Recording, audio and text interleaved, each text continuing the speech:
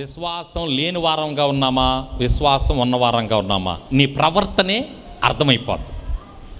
పాకిస్తాన్లో పేరేందంటే, నేను ఈ మధ్య ఆమె సాక్ష్యాన్ని విన్నా, గుల్షన్ ఫాతిమా. యూట్యూబ్లో మీరు కొడితే మీకు వస్తుంది ఆమె సాక్ష్యం, వీడియో వస్తుంది. అసలు ఎంత అద్భుతమైనటువంటి సాక్ష్యం అంటే, ప్రపంచం మొత్తం తిరిగి ఆమె తన సాక్ష్యాన్ని చెప్పింది. అనేక మంది బలపరచబడి రక్షణ పొందారు. గుల్షన్ ఫాతిమా పాకిస్తాన్లో పుట్టిందనమాట, ఓ ముస్లిం ఇంట్లో. ముస్లిమ్స్ అంటే సహజంగా వాళ్ళకి చాలా గట్టి కట్టుబాట్లు ఉంటాయి. వాళ్ళకి సహజంగా అన్ని మతాలలో ఉంటాయిలే కట్టుబాట్లు అనేవి. ముస్లిమ్స్కి ఇంకొంచెం కఠినంగా ఉంటాయి అన్నమాట. అటువంటి కఠినమైనటువంటి కట్టుబాట్లు కలిగినటువంటి ముస్లిం కుటుంబంలో ఈ గుల్షన్ ఫాతిమా అనేటటువంటి ఏమి జన్మించింది. పెద్ద ధనవంతులు వాళ్ళ నాన్న పెద్ద ధనవంతుడు. అయితే 3వ సంవత్సరంలోనే 3 నెలల పిల్లగా ఉన్నప్పుడే ఈ అమ్మాయికి టైఫాయిడ్ జ్వరం వచ్చిందంట. టైఫాయిడ్ జ్వరం వచ్చి ఆ టైఫాయిడ్లో పోలియో వచ్చేసింది. 2 కళ్ళు 2 చేతులు పనిచేయట్లా సరిగా. ఎక్కడ పడుకుంటే అక్కడే. ఇక వాళ్ళ అమ్మ కానీ నాన్న కానీ వచ్చి ఈ అమ్మాయిని ఎత్తి ఈ అమ్మాయికి శుభ్రం చేసి ఆ అమ్మాయిని మళ్ళీ తీసుకొచ్చి పడుకోబెట్టాలి, నోట్లో అన్నం తినిపించాలి. ఇక ఈ అమ్మాయి జీవితం అంతా అలాగే. చాలా దేశాలు తిప్పారంటండి. ఎన్ని దేశాలు తిప్పినా స్వస్థత లేదు, ఆరోగ్యం రావట్ల. పెద్ద పెద్ద డాక్టర్ల దగ్గరికి తిప్పారు. చివరిగా తేల్చింది ఏంటంటే, డాక్టర్లు ఏం తేల్చారంటే, ఇదిగో మీ అమ్మాయికి రాను రాను వయసు వచ్చే కొద్దీ ఏమన్నా వీలైతే రావచ్చండి, ఎన్ని మందులు వాడినా కష్టం, ఈమె నడవలేదు అని తేల్చి చెప్పేశారు డాక్టర్లు. ఇక ఏ హాస్పిటల్కి తిరగక ఇక ఎందుకు లేని తీసుకొచ్చి ఇంటి దగ్గర పడేశారు, వాళ్ళ దేవుడి మీద భారం వేసి. కొంతకాలం అలా గడిచింది. దగ్గరగా అమ్మాయికి 19 సంవత్సరాలు అలా వచ్చినాయంట. 19 సంవత్సరాల వయసులో ఖురాన్ ఉంటుంది వాళ్ళకి, ముస్లిం సహోదరులకి. వాళ్ళకి వాళ్ళ మత గ్రంథం ఏంటంటే ఖురాన్ చదువుతుందంట. ఖురాన్ బాగా చదివేది వాళ్ళ కట్టుబాట్ల ప్రకారం.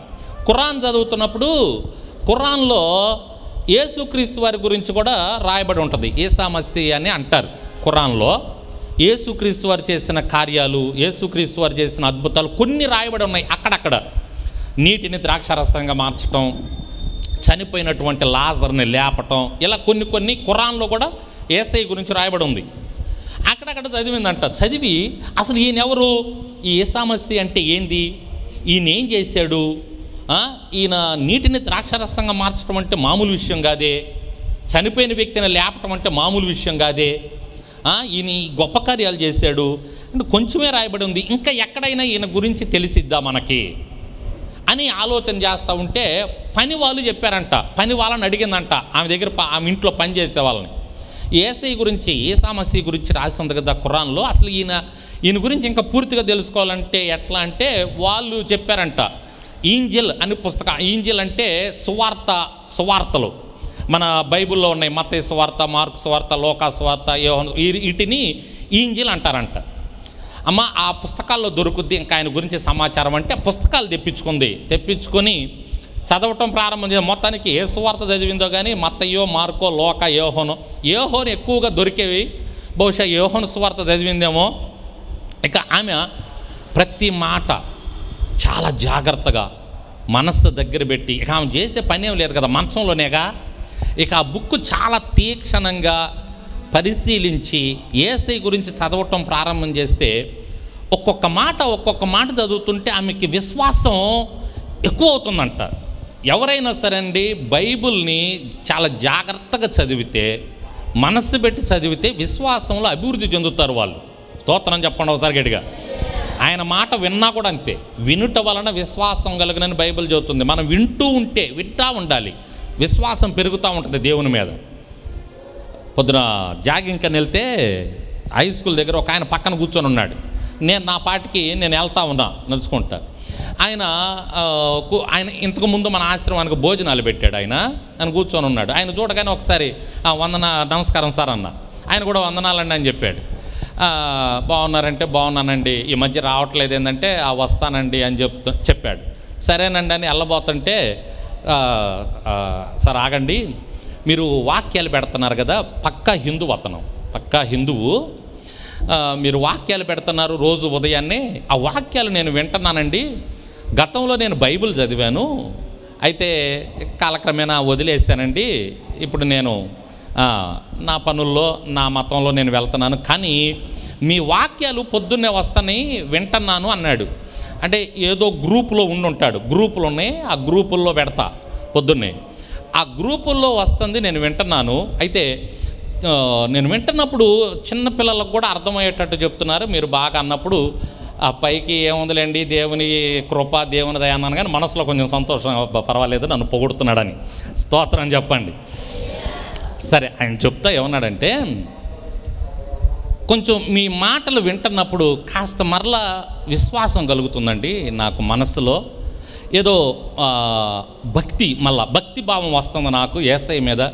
బాగా చెప్తున్నారు, పంపిండండి అని అన్నాడు. దేవునికి స్తోత్రం చెప్పాను నిజంగా మనసులో. హల్లెలూయా. వినుట ద్వారా ఆటోమేటిక్గా మనకేం కలుగుద్దంటే విశ్వాసం దేవుని మాట ప్రాముఖ్యంగా, దేవుని మాటలో ఆ పవర్ ఉంది, ఆ శక్తి ఉంది. మాట వింటూ ఉంటే మనకి విశ్వాసం డెవలప్ అవుద్ది. విశ్వాసంలో డెవలప్ అయితే దేవునికి ఇష్టడుగా ఉంటాం అంతే. మన ప్రవర్తన మారిద్ది, మన నడక మారిద్ది, మన మాట మారిద్ది. అదే చెప్పా, విశ్వాసం లేనోడి మాట వేరుగా ఉంటుంది, విశ్వాసం ఉన్నోడి మాట వేరుగా ఉంటుంది.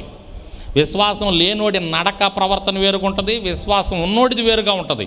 పూర్తిగా దేవుని మీదే ఆధారపడతాడు, దేవుడే జరిగించాలంటాడు. అది విశ్వాసం ఉన్నోడు చెప్పేటటువంటి మాట, చేసే పని. స్తోత్రం చెప్పండి ఒకసారి గట్టిగా. నాన్న ఒకసారి అదిరిపోయాడంట. 19 సంవత్సరాలుగా నా కూతురు ఎప్పుడు నడవలా, నా కళ్ళ ముందు నడవాలన్న ఆశ ఈ రాత్రి ఉన్నది ఉన్నట్టుగా ఎలా లేచింది?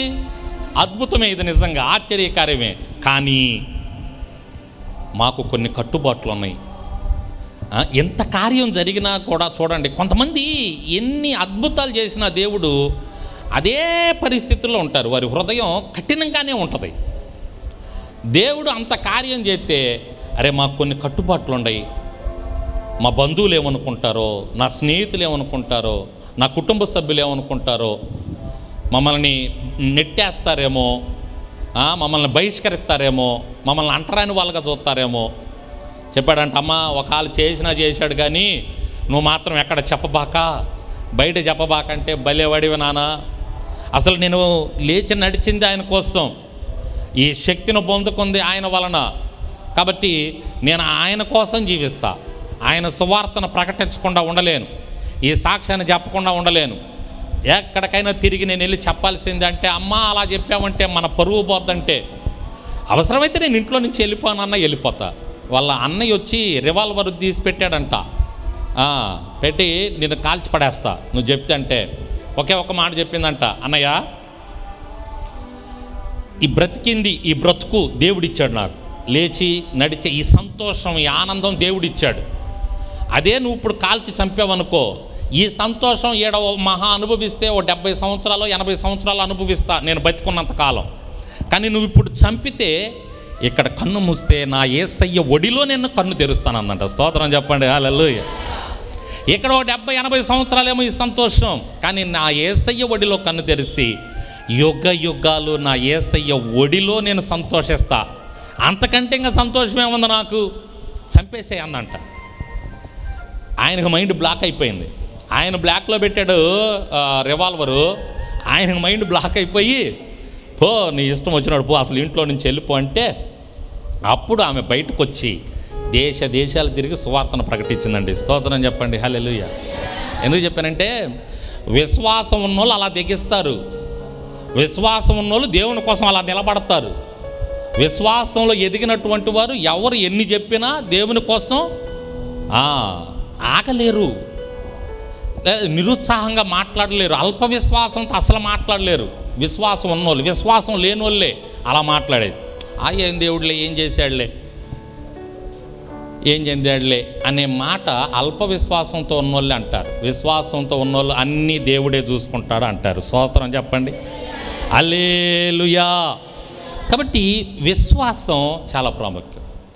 ఏబేలు మొట్టమొదటగా ఆ విశ్వాసం కలిగి ఉన్నాడండి. ఆ విశ్వాసం కలిగి అర్పణ అర్పించాడు, అందుకే దేవుడు అంగీకరించాడు. స్తోత్రం చెప్పండి. కాబట్టి నువ్వు ముందు విశ్వాసం, నమ్మిక కలిగి మారు మనసు పొంది నువ్వు అర్పణ అర్పిస్తే అది దేవుడు ఆనందిస్తాడు, అర్పణ అంగీకరిస్తాడు, దానికి తగ్గ ప్రతిఫలం ఇస్తాడు. నీలో విశ్వాసం లేకుండా నువ్వు తీసుకొచ్చి ఎన్ని ఇచ్చినా కూడా అది వ్యర్థమే.